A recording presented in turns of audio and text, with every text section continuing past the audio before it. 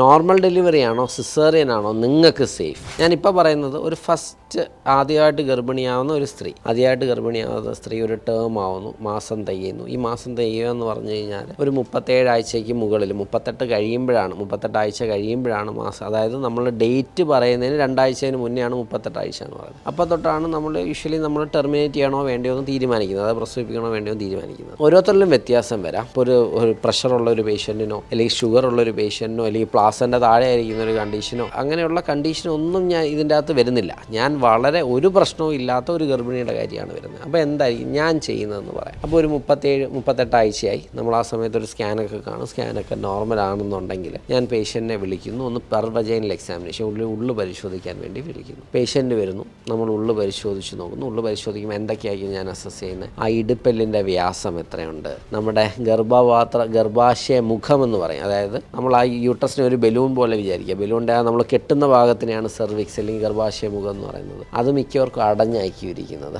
അത് എത്രമാത്രം അടഞ്ഞിരിക്കുന്നു, എൻ്റെ ഒരു വിരൽ ആ അടവിലൂടെ കയറാൻ പറ്റുന്നുണ്ടോ, അതിൻ്റെ നീളം എത്ര, അത് ഏത് ഭാഗത്താണ് നിൽക്കുന്നത്, അങ്ങനെ ആ ഗർഭാശയ മുഖത്തെ ഞാനൊന്ന് അസസ് ചെയ്യുന്നു. അത് കഴിഞ്ഞിട്ട് ഞാൻ ഇടുപ്പെല്ലിനെ ഒന്ന് അസസ് ചെയ്യുന്നു. ഇടുപ്പെല്ലിൻ്റെ വ്യാസം എത്ര, അതിന് അതിൻ്റേതായ എന്തെങ്കിലും ചുരുക്കങ്ങൾ വല്ലതും ഉണ്ടോ, ഏതെങ്കിലും ഒരു വ്യാസക്കുറവുണ്ടോ എന്നൊക്കെ നോക്കുന്നു. ഇതെല്ലാം നോക്കിക്കഴിഞ്ഞിട്ട് ഞാനൊന്ന് എനിക്കൊരു അസസ്മെൻറ്റ് കാണും. ഓക്കെ, ഇദ്ദേഹം നോർമലിന് ഡെലിവറിക്ക് ഉണ്ടാവാൻ സാധ്യതയുണ്ട്, അല്ലെങ്കിൽ ചിലപ്പോൾ എനിക്ക് തോന്നുന്നു ഇത് ഇടുപ്പിൽ ഭയങ്കര ചുരുങ്ങിയതാണ്, അല്ലെങ്കിൽ വലിയൊരു കുട്ടിയാണ്, അല്ലെങ്കിൽ കുട്ടിയുടെ തല കറക്റ്റായിട്ടല്ല നിൽക്കുന്നത്, പൊസിഷൻ മാറിയാണ് നിൽക്കുന്നത്. ഇങ്ങനെയൊക്കെയുള്ള സന്ദർഭങ്ങളിൽ ഞാൻ എന്തായിരിക്കും, എൻ്റെ മനസ്സ് കുറച്ചും കൂടെ സിസേറിയൻ എന്നുള്ള രീതിയിലായിരിക്കും ഇൻക്ലൈൻഡ്. ഞാൻ എപ്പോഴും വിചാരിക്കുന്ന ഒരു ഡിഫിക്കൽട്ട് ലേബർ, ഒരു ബുദ്ധിമുട്ടുള്ള പ്രസവത്തെക്കാട്ടി എന്തുകൊണ്ടും എളുപ്പം ഒരു ഈസി ആയിട്ട് ചെയ്യുന്ന സിസേറിയനാണ്. അപ്പം ആ ഒരു കോൺസെപ്റ്റിലാണ് ഞാൻ എപ്പോഴും നിൽക്കുന്നത്.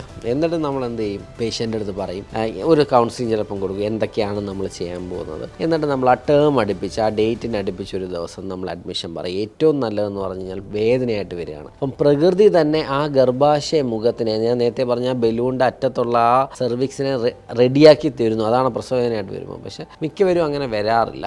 അതിനൊരു പ്രോബ്ലം ഉണ്ട്. ചില ഗൈഡ് ലൈൻ പറയുന്നത് ആ ഡേറ്റിന് ശേഷം ഒരാഴ്ച വരെയോ 2 ആഴ്ച വരെയോ ഒക്കെ വെയിറ്റ് ചെയ്യാമെന്ന് പറയുന്ന ഗൈഡ് ലൈൻ ഉണ്ട്. ഈവൻ ന്യൂസിലാൻഡിലോ അല്ലെങ്കിൽ യൂറോപ്യൻ കൺട്രീസിലൊക്കെ അവർ ഈ പറഞ്ഞ സമയത്ത് വരെ വെയിറ്റ് ചെയ്യും, നോർമൽ ഡെലിവറിക്ക് വേദനയായിട്ട് വരാൻ വേണ്ടിയിട്ട്. അവർക്ക് അത് ഒരു മെഡിക്കോ ലീഗൽ പ്രശ്നമില്ല. കാരണം അവർ അതിനനുസരിച്ചാണ് അവരുടെ നിയമം എഴുതി വെച്ചേക്കുന്നത്. നമ്മുടെ ഇവിടെ ഒന്ന് ആലോചിച്ച് നോക്കും, മാർച്ച് 28 ഡേറ്റ് പറഞ്ഞ ഒരാൾ ഇതുവരെ വേദന വന്നില്ല എന്ന് വിചാരിക്കുക, നിങ്ങളുടെ ഭാര്യയാണെന്ന് വിചാരിക്കുക. ഞാൻ പറയുന്നു, ഇടാ തന്നെ വേദന വന്നില്ലല്ലോ, നമുക്കൊരു 4-5 ദിവസം കൂടെ നോക്കാം, വേദനയായിട്ട് വരുമ്പോൾ വരിക, എന്നിട്ട് ഞാൻ വീട്ടിലോട്ട് വിടുന്നു.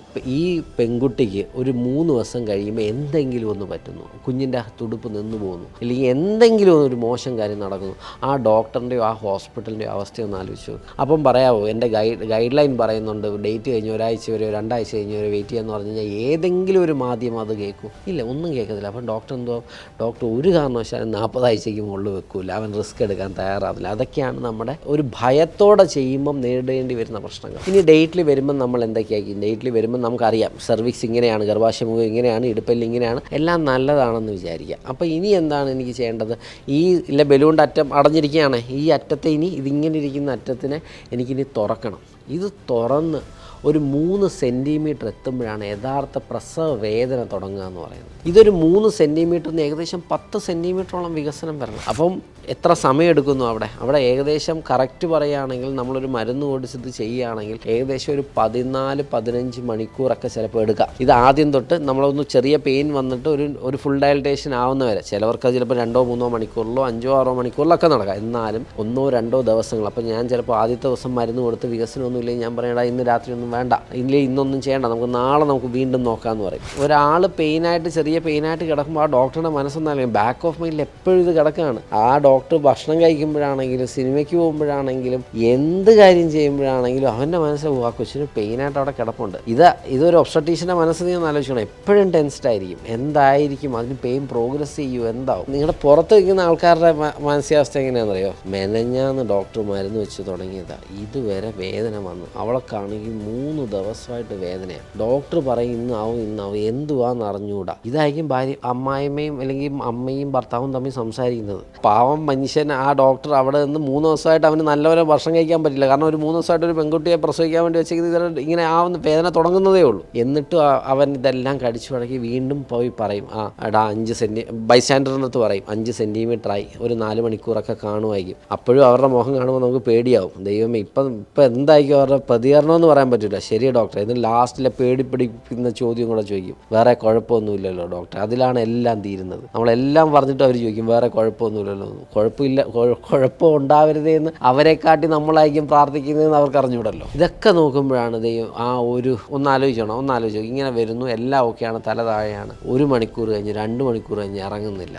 ഇപ്പം എനിക്ക് തല നല്ലപോലെ കാണാം, കുഞ്ഞ് ആ വജേനയിലിരിക്കുകയാണ്, അല്ലെങ്കിൽ ആ വജേനയിൽ തല താഴോട്ടിരിക്കുകയാണ്, തല ചിലപ്പം മുകളിലായിരിക്കും, പെൽവിസിനുള്ളിലായിരിക്കും, ഇങ്ങനെ ഇരിക്കുകയാണ്. നമുക്ക് അപ്പോഴാണ് ഒരു ഒബ്സ്ട്രക്റ്റഡ് ലേബർ, ദൈവം ഇതിന് പുറത്തോട്ട് വരുന്നില്ല എന്നുള്ളൊരു സത്യം നമുക്ക് മനസ്സിലാകുന്നത്. ഇപ്പം ആ ഡോക്ടർ പോയി ബൈസ്റ്റാൻഡർക്ക് പറയണം, ഇപ്പം ഫുൾ തല ഫ്രണ്ടിലാണ്, പക്ഷേ കുഞ്ഞിന് പുറത്ത് വരാൻ പറ്റുന്നില്ല, പ്രസവിക്കാൻ പറ്റുന്നില്ല, ചിലപ്പോൾ സിസേറിയൻ ചെയ്യേണ്ടി വരും. ഇത് കേൾക്കുമ്പോൾ അവർക്കുണ്ടാകുന്ന അരിശം എന്ന് പറഞ്ഞു കഴിഞ്ഞാൽ 3 ദിവസമായിട്ട് ഗുളിക കൊടുക്കുകയാണ്, 3 ദിവസമായിട്ട് ഗുളികയാണ്. എന്നിട്ട് ഇന്നത്തെ ദിവസം മൊത്തം മോള് വേദന എടുത്ത് കിടക്കുകയാണ്. അവസാനം ഡോക്ടർ പറഞ്ഞു കേട്ടില്ലേ സിസേറിയൻ ചെയ്യണമെന്ന്. ആ ഡോക്ടറിനെ കൊല്ലാനുള്ള ദേഷ്യവർക്കുണ്ട്. എന്ത് പറയണോ, പക്ഷെ എന്തെങ്കിലും പറയാൻ പറ്റുമോ?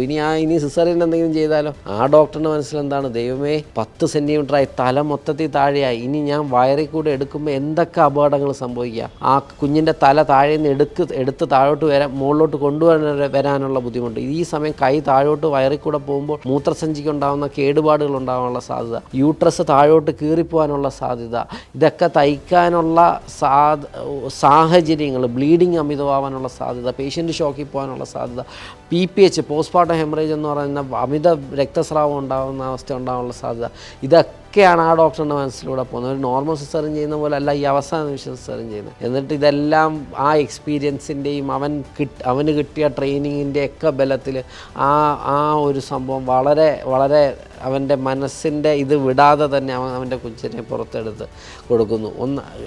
അവൻ വളരെ സന്തോഷത്തോടെ ഇതൊക്കെ തുന്നി വലിയ പ്രോബ്ലം ഒന്നും ഇല്ലാതെ കഴിയുന്നു. സ്വാഭാവികമായിട്ടും കുഞ്ഞ് അത്രയും നേരം ചിലപ്പോൾ കാത്തിരുന്നുകൊണ്ട് ചിലപ്പം ചെറിയൊരു ശ്വാസം മുട്ടലുണ്ടാവാം.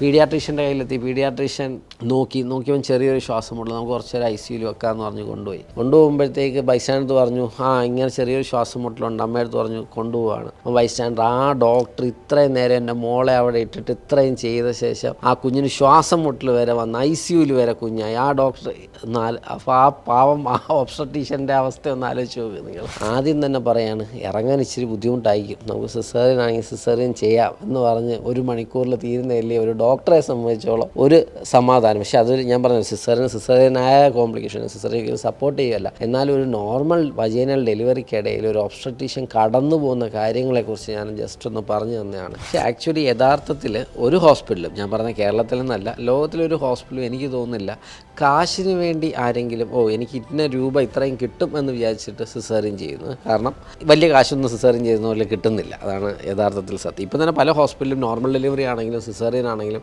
ഒരേ പാക്കേജ് കൊടുക്കുന്ന കുറേ ഹോസ്പിറ്റൽ ഇപ്പം വന്നിട്ടുണ്ട്. അപ്പോൾ അതിലല്ല ഇതിരിക്കുന്നത്.